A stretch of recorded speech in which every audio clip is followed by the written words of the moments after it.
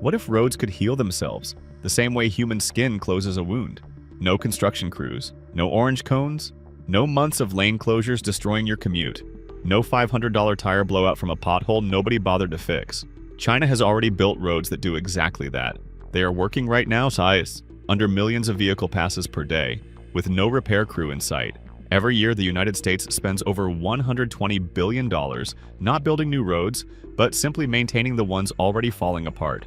That figure has barely shifted in 2 decades. Same potholes, same patch jobs, same infrastructure theater on an endless loop. But while the West has been managing decay, China's engineers have been asking a different question. What if the road just fixed itself? By the end of this video, you will understand why China's answer doesn't just change roads. It changes the balance of global power. Let's establish the problem, because its scale is something most people have never truly confronted. Roads are not permanent, they never were, and the entire global infrastructure system is built around that fact, around the assumption that roads will fail, workers will repair them, traffic will suffer, and the cycle will repeat indefinitely. The American Society of Civil Engineers has given the U.S. road network a D+ grade, essentially a failing score, for 2 consecutive decades. 1 in 5 miles of American highways is currently rated in poor condition. The economic cost, vehicle damage, fuel inefficiency, lost productivity from congestion, amounts to roughly $130 billion per year. Loss is borne directly by ordinary citizens. Europe is no better. Governments spend billions annually maintaining highway systems built in the 1960s and 70s for traffic loads a fraction of what they now carry. In Germany, bridge closures from structural fatigue have become a recurring national crisis. In the United Kingdom, the backlog of road repairs was estimated at over $16 billion as of 2024, and the private sector has no interest in solving this. Asphalt manufacturers have no economic incentive to build roads that last longer. Their business model depends on replacement cycles, on the guaranteed recurrence of maintenance contracts. The Western infrastructure industry is not designed to eliminate the problem. It is designed to manage it, perpetually. By the time road damage becomes visible on the surface, the structural failure beneath it is already severe. A pothole is not the problem. It is the final visible stage of a failure that began years earlier. Invisible, underground, and completely unstoppable under conventional maintenance. Then something shifted. In 2016, engineers from Tongji University in Shanghai installed a new type of asphalt on Fenghai Road, a functioning urban road carrying real, high-volume traffic. It looked identical to conventional asphalt. It was laid the same way, but inside the material, something had been engineered that never existed in road construction before. Microcapsules, boditos, each roughly 100 micrometers in diameter, the width of a human hair, were embedded throughout the asphalt during mixing. Each contained a rejuvenating bituminous oil compound, and each had one function: wait and then respond. When a microcrack forms under the repetitive stress of vehicle loads, and it always does, typically within the first year, the propagating crack eventually reaches one of these capsules. The mechanical stress ruptures the thin polymer wall. The oil releases, flows into the crack, softens the surrounding asphalt, and bonds the crack faces back together. The damage is sealed before it ever reaches the surface. No human intervention, no sensor alert, no maintenance dispatch. The road detects its own damage at the microscopic level and repairs it, autonomously, continuously. Years of monitoring on Fenghai Road documented a dramatic reduction in crack propagation compared to standard asphalt under equivalent traffic. The data was not ambiguous. The technology worked. But what made this breakthrough genuinely alarming was that Tongji was simultaneously developing a second mechanism, one that uses not chemistry, but electromagnetic energy. What if you could heal a road the same way a microwave heats food? During construction, steel fibers are distributed evenly throughout the asphalt mix, invisible from the surface but present at depth across the entire roadbed. When degradation begins to accumulate, a specialized maintenance vehicle, indistinguishable from an ordinary highway truck, drives slowly across the affected section. Beneath the vehicle, an electromagnetic induction generator activates. The steel fibers absorb the electromagnetic energy. They heat up rapidly and precisely. The asphalt around them softens. Micro cracks close, the material rebonds, and the vehicle moves on, leaving behind a road whose structural integrity has been restored to near original levels. No excavation, no fresh asphalt, no lane closures. The road heals as the machine passes over it. This is not a one-time treatment. It can be applied repeatedly over the road's entire lifespan. Now factor in the economics. A conventional road in China costs between $1.5 million and $3 million per kilometer to construct. Maintenance over a 20-year lifespan typically doubles that. Researchers project that self-healing roads can reduce lifetime maintenance costs by 30 to 50%, while extending usable lifespan well beyond conventional replacement cycles. The upfront cost premium is real. The long-term math is not close. But that's not the whole story, because what China was building alongside these materials was something even less expected. Here is the number that stopped me completely: 157.79 kilometers. That is the length of a Chinese expressway resurfacing project completed in 2024, executed with 0 human construction workers on site. Not fewer workers, not remote supervision, 0. The operation was carried out by an autonomous construction fleet developed by Sany Heavy Industry, a Chinese state-backed manufacturer with over $14 billion in annual revenue, deploying technology Western competitors have only discussed in press releases. The fleet's primary machine was the SAP 200C-10, an autonomous asphalt paver operating across a 19.25-meter road width with millimeter-level positional accuracy. Before any paving began, autonomous drones surveyed the full highway, mapping every surface crack and subsurface stress concentration.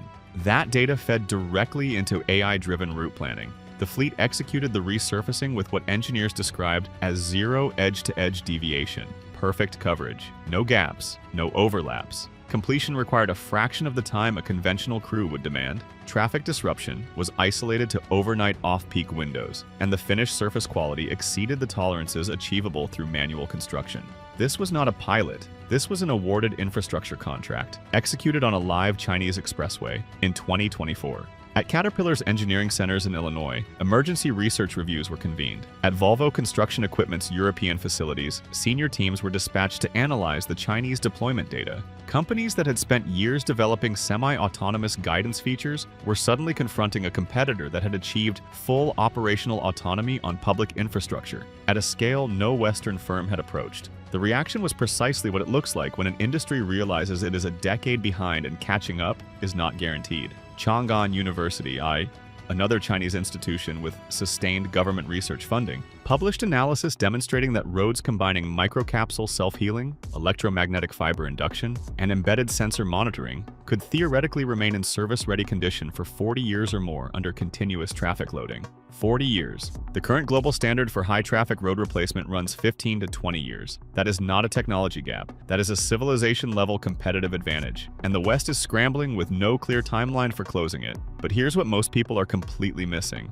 Self-healing roads are not primarily about roads. They are about what happens to an economy when infrastructure stops being a permanent liability and starts functioning as a durable, appreciating asset. Every government on Earth budgets for infrastructure decay. A portion of GDP in every country, every year, is reserved not for building new things, but for preventing old things from collapsing. In lower-income nations, this consumes resources that would otherwise fund education, healthcare, and energy grids. In wealthier nations, it crowds out capital needed for technological development. It is the silent tax on human progress. A road that doesn't decay doesn't just reduce a maintenance line item. It frees capital. It redirects engineering capacity. It changes what a government can afford to build next. By 2030, analysts project the global self-healing construction materials market will exceed $3.2 billion annually. The Asia-Pacific region already commands roughly 38% of that market. China is not waiting for the market to mature. China is actively constructing the market around its own ecosystem. Here is the dimension that makes this geopolitical rather than merely technological.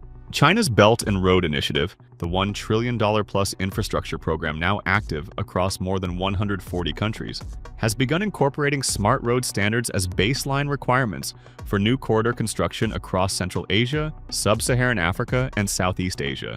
As China finances and builds roads across developing economies, it embeds Chinese sensors, AI monitoring platforms, and supply chains into the physical foundation of those nations. The countries whose roads China builds will depend on Chinese technology to maintain and upgrade that infrastructure for the next 3 to 4 decades. Infrastructure as strategic influence has always existed as a geopolitical instrument, but never at this scale. Never embedded this deeply into the operating infrastructure of entire continents.